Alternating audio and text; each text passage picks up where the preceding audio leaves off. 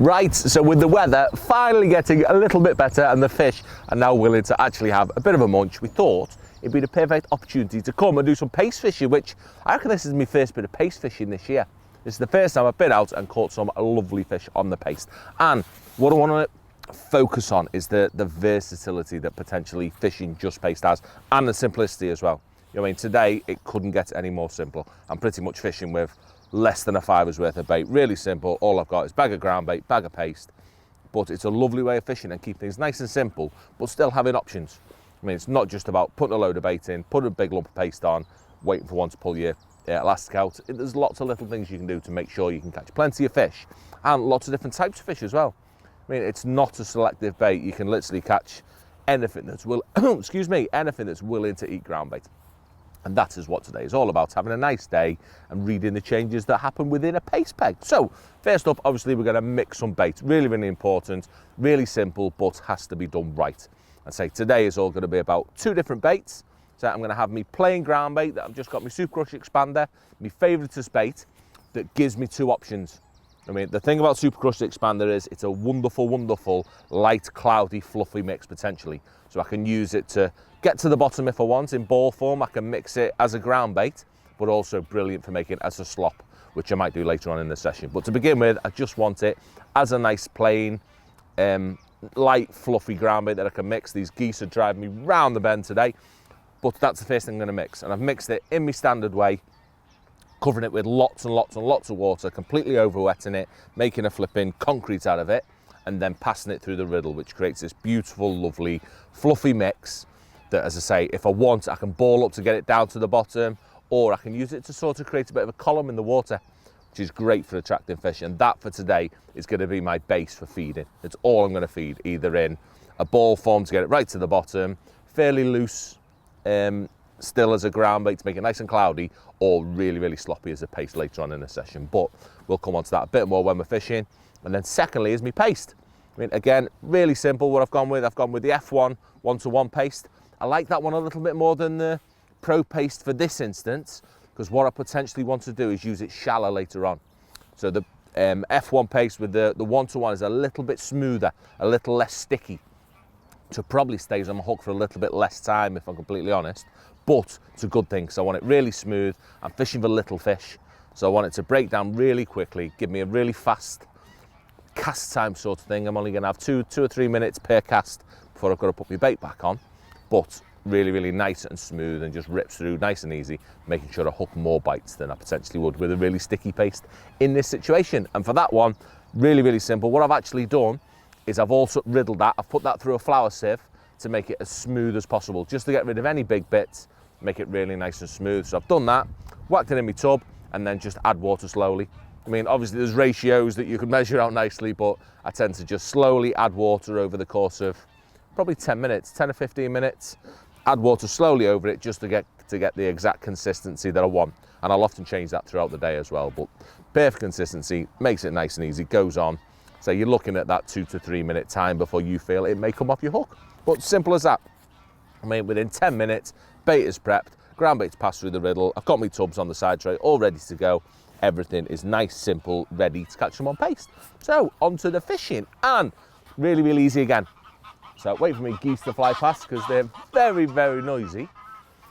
And all about keeping things simple. So keeping things short is a big thing for me. When it comes to paste, the last thing I want to be doing is shipping to 13 meters plus. It just makes things tricky, especially when I'm catching lots of numbers of small fish, which I'm in today's case. So keeping things short, 7 meters I've gone today. Nice plain area, right on top of the silt. I mean, that is one thing about paste that is brilliant, is that you can fish it over the mucky soft bit, because it's still sort of, it's a big standout bait and it registers on your bristle, so it shows you what's going on. So it's a lovely bait to fish on that area that can be really tricky to fish on with other baits. Just can get a little bit bubbly and a bit messy there if you're trying to fish maggots, casters, whatever else there. But paste, brilliant. And simply to top it off, or to start it off, literally a little tiny ball of me loose ground bait, a few little lumps of me paste that I'm going to feed, that is it. I mean, you could even just go in straight with a Kinder pot, but I like to feed a little tiny bit with a big pot, put it in, 2 minutes later, go straight over the top with me lump of paste. Sort of the size of 6 to 8 mil pellet seems about right. So putting that on the hook, lovely, perfect for, say, being non-selective. I mean, I can catch a flipping 3-ounce skimmer, I can catch a 10-pound carp on it. It's all about catching anything comes into my peg and just simply ticking things over by almost using just my paste as the feed to begin with. So you've got that initial feed of a little bit of ground bait, and I'll sort of just fish that out using my bait with the bites that I miss or anything that's left behind to top the peg up. Just keep things nice, keep things ticking over in the early part of a session when, if anything, it might be a bit tricky. There might be not too many fish feeding because it's early or whatever else, but it just makes sure you're not spoiling your peg by putting too much bait in the peg and you catch whatever's there. I mean, really nice, really easy, but you need to be in and out. Keep that bait going in and out all the time with a nice fresh paste to make sure it's on the hook. So that went nice. I mean, caught quite a few fish on that, caught some skimmers, but what I did find I needed to do today was to throw a little bit of bait. I mean, I didn't go with a little cup or anything to keep things accurate. I wanted to actually draw lots and lots and lots of fish into my peg. So I've used the expander on its own, the crushed expander that's been wetted down. So it's nice and wet, but it's still nice. I mean, I can make a ball out of it. And the ball I can make can go in two ways. I can really squeeze it and get that ball to get to the bottom, even in that 5.5, 6 foot that I've got out there. I mean, with a proper good squeeze, I can make a stone out of that nearly, really, really hard, but it'll still get down to the bottom and break up. Or, on the plus side, what I could also do to attract fish into my peg is to make a nice, really lightly squozen ball of the expander instead. And what that'll do, it'll break down very, very quickly, borderline on impact, which in turn, what you end up with is a lovely column of little particles sinking. I mean, it's not as cloudy as it would be in slop form, which I'll come to next, but it still creates a lovely cloud, a lovely column in the water without putting too much bait in that draws them fish to the bottom. I mean, it draws them within the peg, drags them down to the bottom where that bit of bait is, hopefully builds my peg up in that way, with, of course, the introduction of noise, which is so difficult with any other ways of fishing, just paste on its own. It's so difficult to create to add attraction to your peg. But by throwing those little lovely soft balls of ground bait as accurately as I can, so it's great, it'll draw fish into my peg, but because of the makeup of the ground bait being really, really soft, really, really fluffy, it doesn't create any piles on the bottom. So although you're making the noise, you're drawing fish in, they've still only got your point, your little lump of paste or whatever to home in on. It's the only worthwhile lump of bait for them to eat, so you can build your peg up in that way, which is, it's gone today lovely. And quite confusing, if anything, to start with, in that I needed to throw those balls in just to draw fish into the peg, to make something happen. And as a result, it went all right. Start catching a few skimmers to begin with. So it was important to use a nice small piece of paste, sort of a, erring on the 6mm size of paste. Catch a few skimmers to begin with before I started foul looking a few F1s. A few F1s started coming to me peg, but they wouldn't come, they didn't want to go to the bottom to start with. So I swapped the balls, made them a little bit harder, got some bait to the bottom and had a little run of F1s then. Brilliant. I mean, ticked over lovely, and then slowly but surely the peg got better and better and better, and more fish came into the peg. And again, resulting in them wanting to come up, which is pretty much at the point we're at now. I mean, I've been getting lots and lots of liners. They're being a bit of a pain. So the next thing I want to do, obviously, because there's too many, or not too many fish in my peg, there's an increased number of fish in my peg. What I need to do now is either thin it down, which you don't want to do. I want to catch loads of fish, so what I'm going to do is try and draw them actually shallow with my paste. So same bait, nothing any different. I'm just going to mix it a little bit different. So I've still got I've probably got 4 pints of bait left, 4 pints of ground bait. I mean, that third of a bag of ground bait that I mixed at the start, third of a bag of Super Crush Expander, it makes pretty much 6 pints of ground bait once I pass it through the riddle. So loads and loads and loads and loads of bait to last the whole day with. So what I'm going to do is probably take a pint and a half of it, or a pint of it, and I'm going to add it to half a pint of water to make it a slop. So literally 2 big balls of that into the water to make it as sloppy as possible. Because what I want to do is create a lovely smooth slop. I'm going to get rid of me ground bait out the way there. That one's lovely. Get rid of me paste out the way as well. Lovely slop there that I can pick up, and I'm going to be able to throw it in to create a lovely cloud to really, really make lots of noise with the added slap, if you like, of that slop going in, but to create a massive cloud in the water that then fish are going to whiz right in and eat before it even gets to the bottom. But what I'm also going to do is just to accentuate that cloud even more. Should I do it proper? Should I squirt it, or should I just tip it? I'm going to just tip it. I'm going to add a bit of haze, a little bit of banoffee haze, which will smell absolutely beautiful, but more to the point, make that cloud even bigger. So I'm going to put a big old glug of that in. I'm going to put probably a third of a bottle of haze in.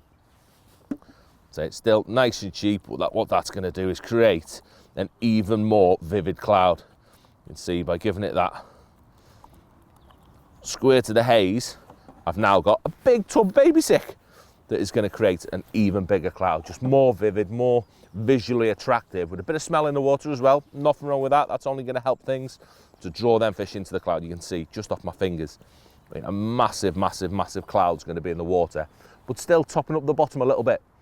So even though I'm throwing slop in, the vast majority of it is going to get eaten or dispersed. There's still going to be a little bit of bait because it's now in slop form, not in powder form, sort of. A little bit will still get to the bottom to keep that topped up.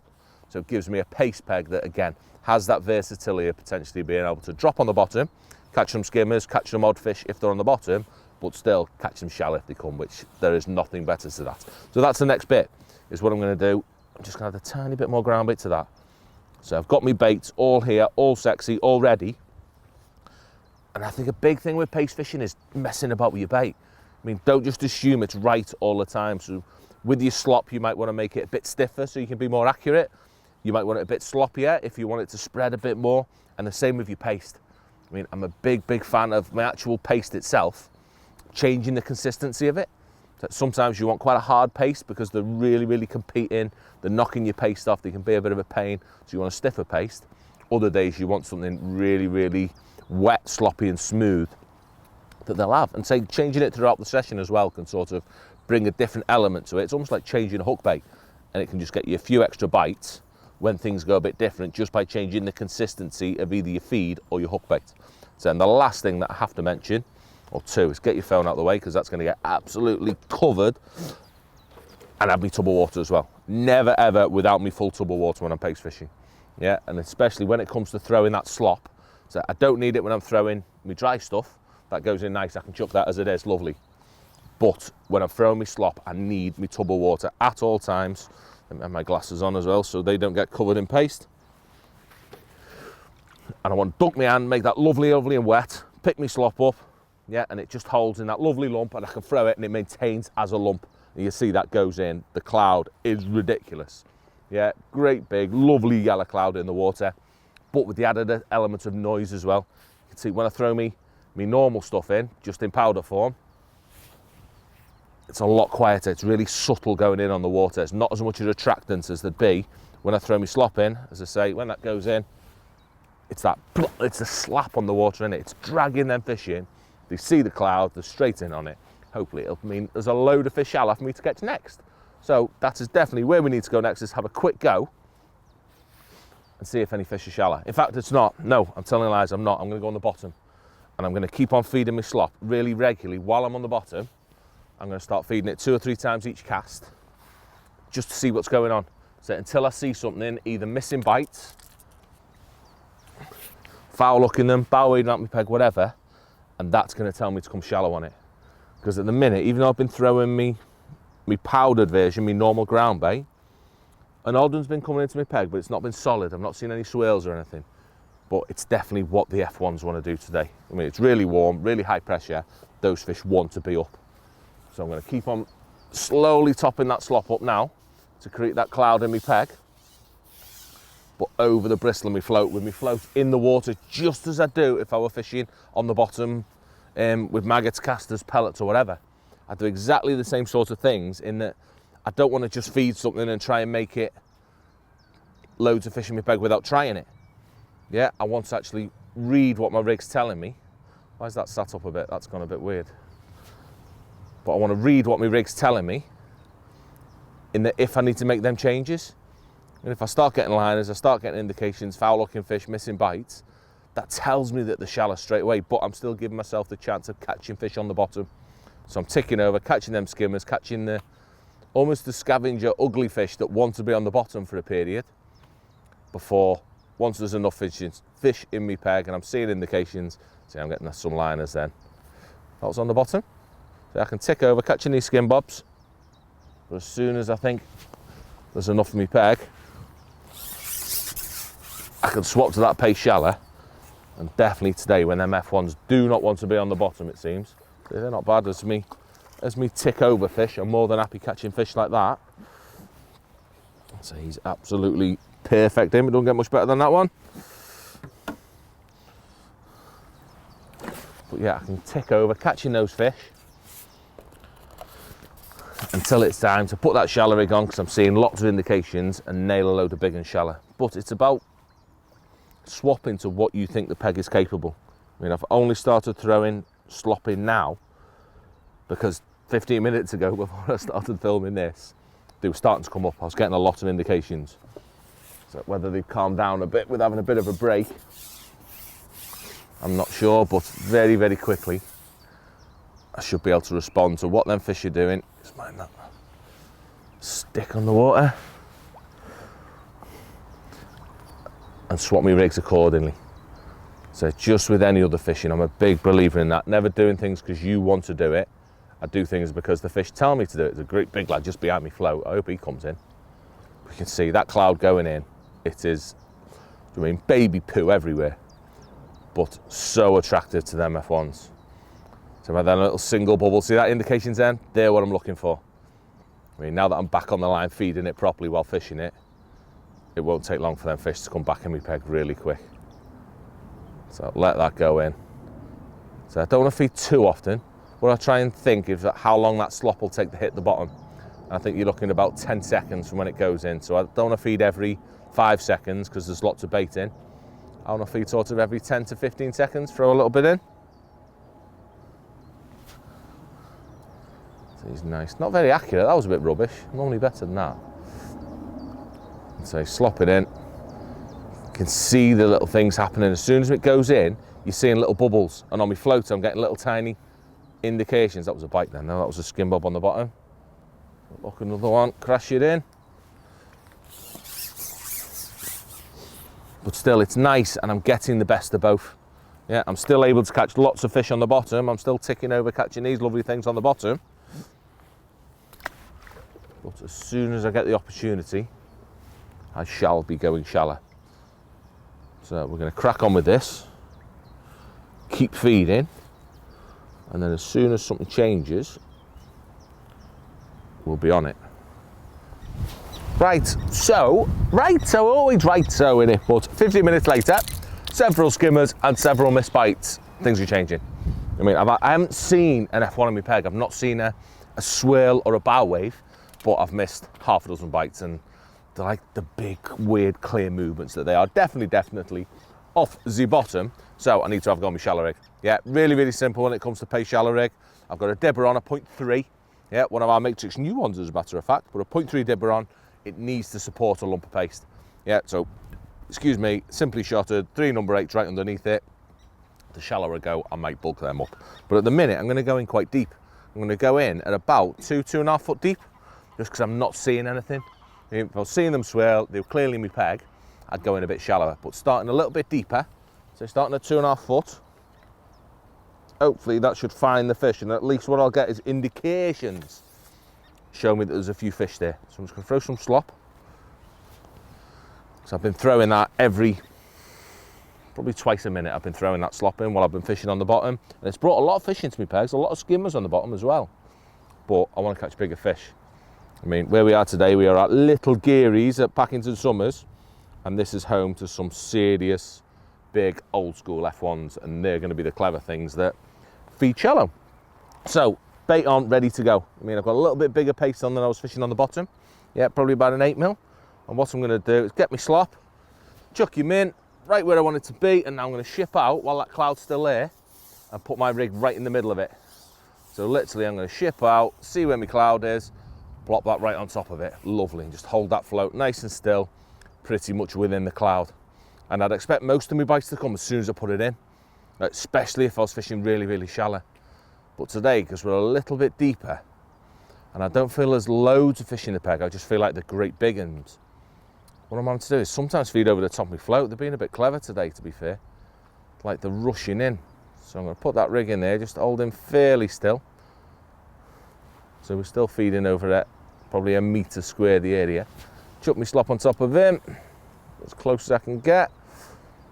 Hold him tight, and that's my routine is that, in that I throw my bait, ship out, drop it in. And I'll throw once over the top of it if I need to, if it's been in for long enough. Then after that, I'll give it a little indication then. I'll give it 10 seconds, whiz it back, repeat it again. Yes, it's a busy, pain in the bum method, but once they rock up, it's carnage. Like really, really is phenomenal once you get a little run on it. And if you see the size of them, hopefully I'll nail one for you, you'll know exactly what I mean. Compared to them little skimmers that I'm catching on the bottom, if I can catch 5 or 6 of these F1s every hour, they are serious colossuses. I like dropping that little bit of a plop right in, right on top of me cloud. I could probably get away with a shorter length of line. It's probably a bit too much line between me floating the pole, just because this wind's got up. So normally I like it so I can swing it, but it's a bit windy. See a little indication then? So I'm looking for any indications. Oh, a proper wind. Just to tell me whether they're above where I'm fishing or not. Well, that wind, man, I messed it. Might have popped me paste off then. I'm going to give it benefit of the doubt and assume it's still on. Where's that come from? I'll give it that one throw that I'm on about. One throw, close as I can get to me float. You can draw it into it, but don't lift it out. Just pull it slowly. Give it a second, 10 seconds. See, little indication then again. So I'm getting quite a few little. What that means is the fish could be above where I'm feeding. Oh, it's a little bitty roach. We don't want one of them. We want Bigfoot ones. Little baby skin bob. So that could be what's giving me the little indications, but keep going, we'll get one. There's definitely F1s here, so I want to give it benefit of the doubt for 3 or 4 casts. And if I don't catch, I'll just go back on bottom.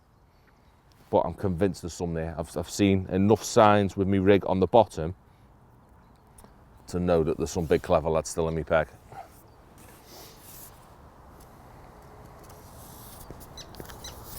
So I'm going to be even more efficient this time and ship out there, hold it out water, plop me paste in, and go right on top of it. Let's see how quickly they're in on that. So a little watch, looking for any little signs at them fish that are above where I am. Because you have such a tight line, because obviously you've got a big flipping lump of paste on.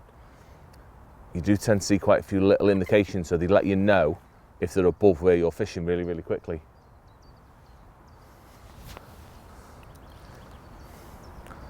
Beautiful, right on top of me float. Let's see if they're coming into it. With a bit of luck, we'll nail one. So my next step's going to be, if I don't get one, I'm not getting too many indications yet. I'm going to put another 6 inches on that, just go a little bit deeper, and hopefully see if I can find one. So I'm convinced, I'm not fibbing, they are definitely been in me peg. I'll give this 2 throws because it's still sitting there nice.